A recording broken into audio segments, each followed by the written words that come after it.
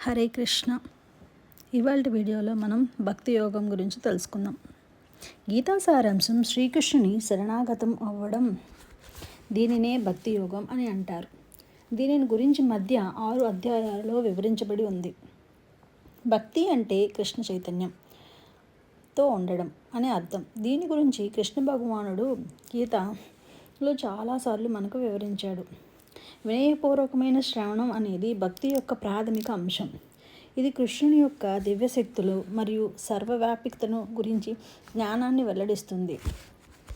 కృష్ణుని యొక్క భౌతిక శక్తి భూమి, నీరు, గాలి వంటి మొదలైన మూలకాలను కలిగి ఉండగా, కృష్ణుడి యొక్క ఉన్నతమైన ఆధ్యాత్మిక శక్తి అనేది జీవులను కలిగి ఉంటుంది. ఈ జీవులు ప్రకృతి యొక్క 3 గుణములచే బద్ధులై తద్వారా వారు బాధపడుతూ ఉంటారు. భక్తి యోగంలో కృష్ణుడికి శరణాగతం అవ్వడం వారిని ముక్తినిస్తుంది. ఏది ఏమైనప్పటికీ అధర్మపరువులు కృష్ణుని భక్తితో పూజించరు. కొందరు దేవతలను పూజిస్తారు, మరికొందరు కృష్ణుని నిరాకరుడిగా భావిస్తారు. మరికొందరు మంది వివిధ ఉద్దేశాలతో భక్తిని చేస్తారు. అవి బాధ నుండి బయటపడడం కోసం పరిశోధనాత్మకమైన సంపద మరియు జ్ఞానాన్ని ఆర్జించడం కోసం. కానీ కృష్ణ భగవాన్ని ప్రసన్నం చేసుకున్నందుకు నిరాడంబరమైన భక్తి చేసే శుద్ధ భక్తుడు అత్యున్నత భక్తి యోగి. పాపరహితుడు మాత్రమే నిశ్చయంగా భక్తిని చేయగలడు. మరణ సమయంలో దేనినైతే స్మరణ చేసుకుంటామో దానిని తప్పకుండా పొందుతాం. కావున ఎవరైతే తమ విధులను నిర్వర్తించుతున్నప్పుడు కృష్ణుడిని ఎల్లప్పుడూ స్మరిస్తూ అనన్య భక్తితో చేస్తాడో అతడే మరణ సమయంలో కృష్ణుని స్మరించుకోగలడు. అతని కృష్ణుని యొక్క శాశ్వతమైన ఆధ్యాత్మిక జగత్తును చేరుకుంటాడు. అంతేకాకుండా ఈ దయనీయమైన భౌతిక ప్రపంచంలో మళ్ళీ జన్మను పొందడు.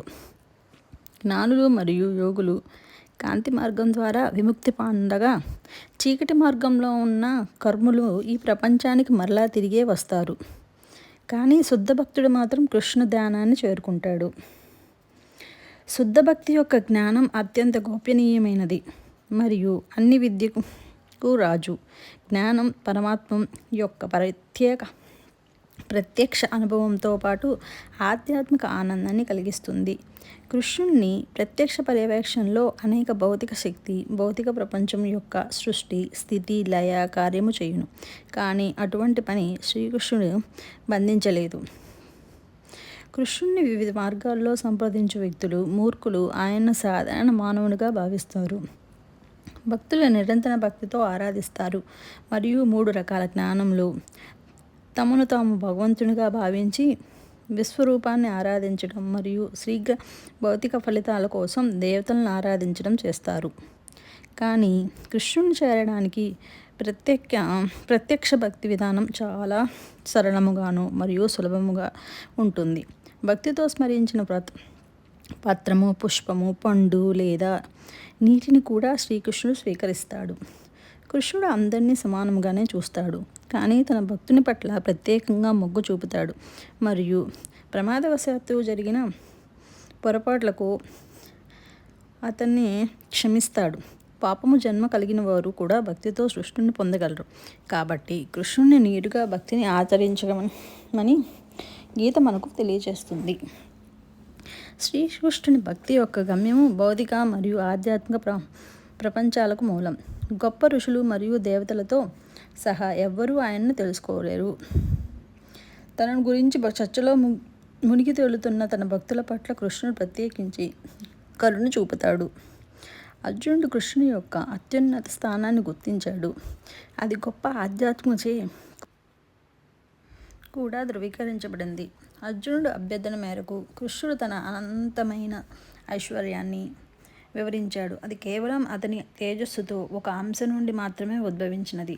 తనలోని ఒక అంశ ద్వారా మాత్రమే కృష్ణుడు ఈ సమస్త చిత్రమంతటా వ్యాపించి పోషించుచున్నాడు.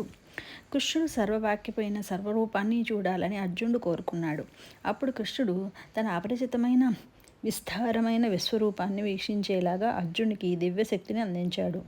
అర్జునుడు ఆ భయానక ప్రదర్శనను సాక్ష్యమిస్తూ కృష్ణుడు ఆధిపత్యాన్ని మరియు సమస్తాన్ని మింగివేసే అతని కాల రూపాన్ని వివరించాడు. కృష్ణుడు అర్జునుడికి యుద్ధం యొక్క భవిష్యత్తు ఫలితాలు కూడా చూపాడు. అంతేకాకుండా అర్జునుడికి కేవలం ఒక సాధనంగా ఉండమని అడుగుతాడు. అర్జునుడు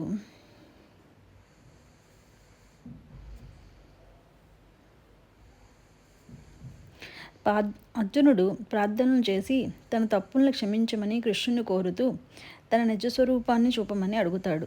అతని అభ్యంతరం మేరకు కృష్ణుడు మళ్ళీ తన నిజరూప దర్శనములుగా చూపిస్తాడు. కృష్ణుడు ఏ రూపము చూడాలన్నా ఆయనను పొందాలన్నా శ్రద్ధమైన భక్తి అమర్చుకోవడం తప్పనిసరి. శుద్ధ భక్తుడు ఎల్లప్పుడూ కృష్ణుని ప్రత్యక్షంగా ఆరాధిస్తూ ఉంటాడు.